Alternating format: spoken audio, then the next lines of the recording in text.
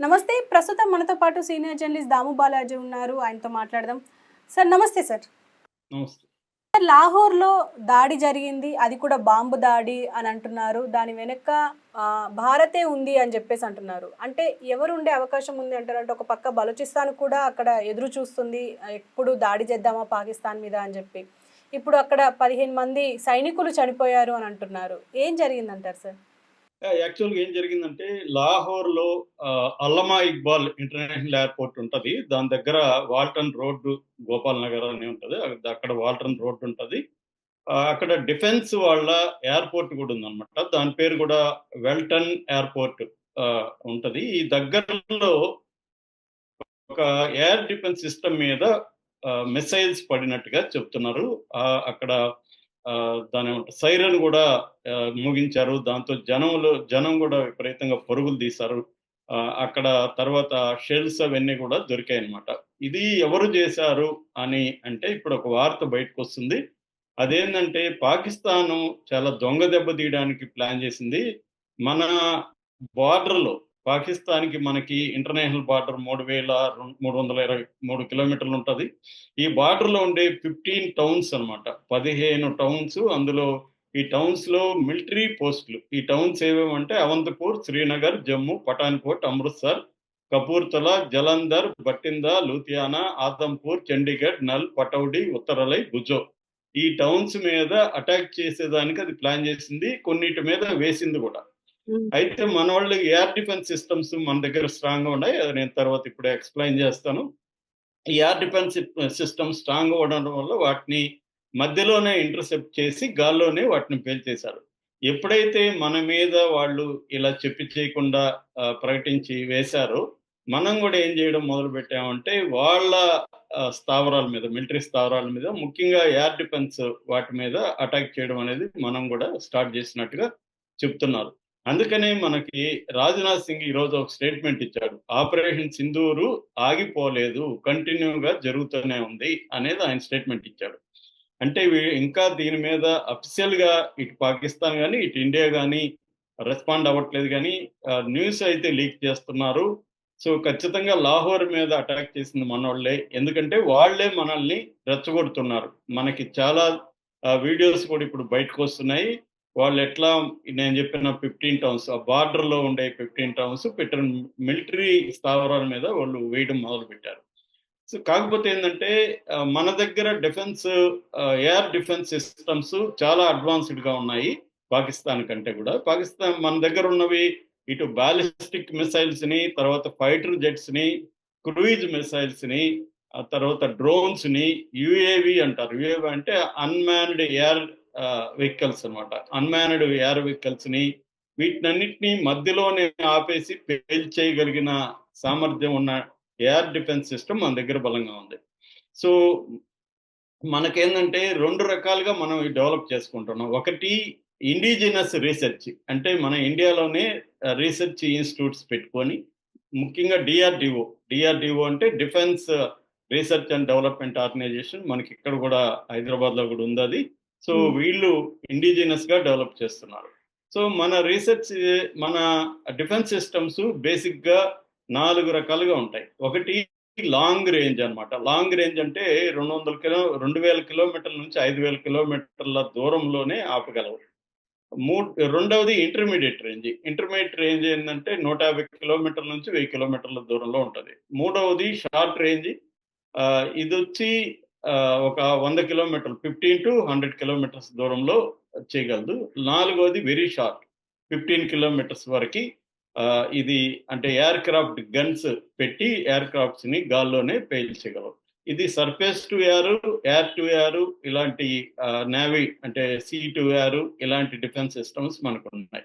మనకు ప్రధానంగా ఏందంటే బీఎండీ అనేది మనం డెవలప్ చేసాం. బీఎండీ అంటే బాలిస్టిక్ మిసైల్ డిఫెన్స్ ప్రోగ్రామ్. ఇది ఇందులో ప్రధానమైంది S-400 ట్రయంఫ్. ఇది మనకి రష్యన్ టెక్నాలజీని ఉపయోగించుకొని డెవలప్ చేసాం. ఇందులో పృథ్వీ ఎయిర్ డిఫెన్స్ పీఏడీ అంటారు. పృథ్వీ ఎయిర్ డిఫెన్స్ లేదా Pradyumna ballistic missile air defence అంటారు. ఇది మనకి నంబర్ 1 అని చెప్పుకోవచ్చు. ఈ బీఎండీలో నంబర్ 1 వచ్చి S-400 ట్రయంఫ్ అన్నమాట. ఇది 2000 కిలోమీటర్ల వరకు కూడా మనం ఆపగలం అనమాట. సో, అట్లాగే ఏఐడి అంటే advanced air defence. Ballistic missile defence, advanced air defence. అంటే బిఎండి, ఏఐడి ఈ 2 వెరీ ఇంపార్టెంట్. ఇక రెండవది అంటే ఇంటర్మీడియేట్ రేంజ్‌లో మనకి బలమైన ఎయిర్ డిఫెన్స్ వచ్చి బరక్ 8 అన్నమాట. బరక్ 8 వచ్చి డీఆర్‌డీఓ డెవలప్ చేసింది. ఇది కూడా చాలా స్ట్రాంగ్‌గా ఉంది. ఇక మూడవది షార్ట్ రేంజ్‌లో ఆకాష్ సర్ఫేస్ టు ఎయిర్ అన్నమాట. కింద నుంచి ఎస్ఏఎం అంటారు. Surface to air. ఇందులో ఏఎంకే 2 అండ్ స్పైడర్ ఈ 2 ఇంపార్టెంట్. అవి కాకుండా సమర్ అని ఒకటుంది. తర్వాత S-125 పెచోరస్ అని ఉంది. తర్వాత S-200 అంగారా అని ఉంది. ఇవన్నీ కూడా 300 కిలోమీటర్ల వరకు కూడా వెళ్ళి ఆపగలవు. ఇది కాకుండా ఫైనల్‌గా వెరీ షార్ట్‌లో ఉండేదొచ్చి మనకి 9K38 ఇగ్లా-ఎస్, 25U-23 షికా, బోఫార్స్ 400 ఇవన్నీ కూడా కొంత ఓల్డ్ సిస్టమ్స్. ఇవి దగ్గరగా కొట్టగలవు. సో, మనకి ప్రధానంగా ఏందంటే బిఎండి అండ్ S-400, బరాకా, ఆకాష్ ఈ సిస్టమ్స్‌ని ఈ మధ్య కాలంలో మనం చాలా డెవలప్ చేసుకున్నాం.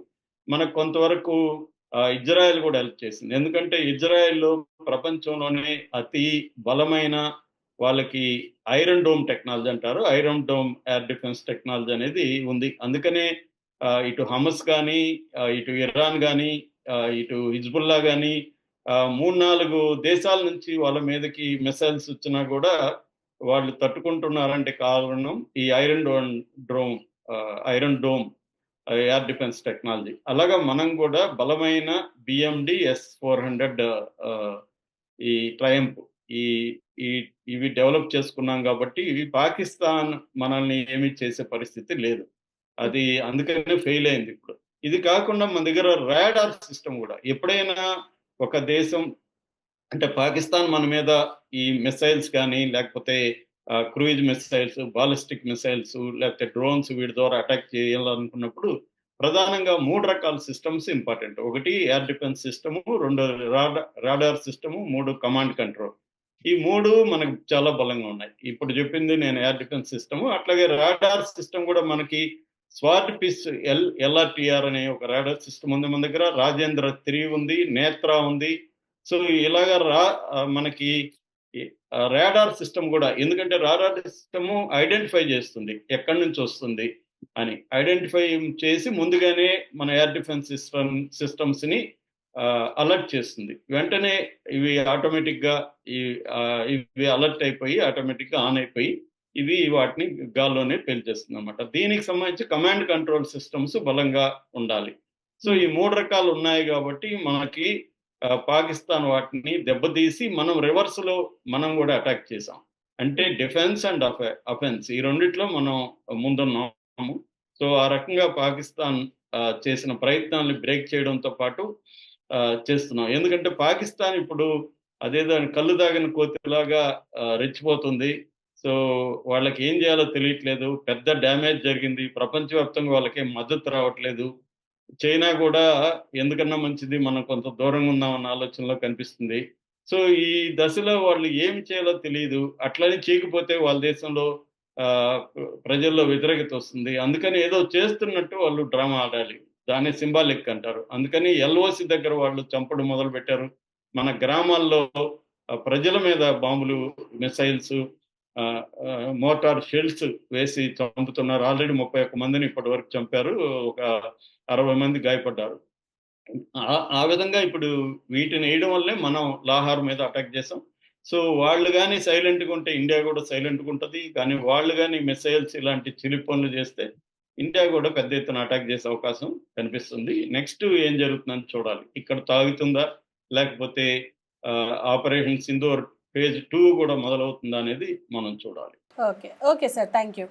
సో చూసారు కదా మొత్తానికి అంటే లాహోర్లో దాడి చేసింది భారతే. అంటే ఆల్రెడీ ఇప్పుడు ఎల్ఓసి దగ్గర ఆల్రెడీ దాడులు జరుగుతున్నాయి. అటు పాకిస్తాన్ నుంచి ప్రతి దాడులు కూడా జరుగుతున్నాయి. అయితే ముఖ్యంగా ఇక్కడ మన పేద ప్రజలు అండ్ అమాయక ప్రజలు గాయపడుతున్నారు, చనిపోతున్నారు. మరి మనం ఉగ్ర స్థావరాలపైన దాడులు చేస్తే కానీ వాళ్ళు మాత్రం మన సివిలియన్స్ మీద దాడులు చేస్తున్నారు. అందుకే డైరెక్ట్గా ఇప్పుడు దాము బాలా సార్ చెప్పినట్టుగా డైరెక్ట్గా అంటే ఎల్ఓసి నుంచి అక్కడికి అంటే లాహోర్కి వెళ్ళేటట్టుగా మిసైల్స్ పంపించారు అని చెప్పేసి అంటున్నారు. సో ఇది ఇప్పుడైతే తెలుస్తున్నది. అంటే ప్రస్తుతం ఇప్పటి వరకు మనం మాట్లాడుకునేది ఏంటి అంటే అఫీషియల్గా మనకి బయటికి రాలేదు లాహోర్లో దాడులు జరగడానికి కారణం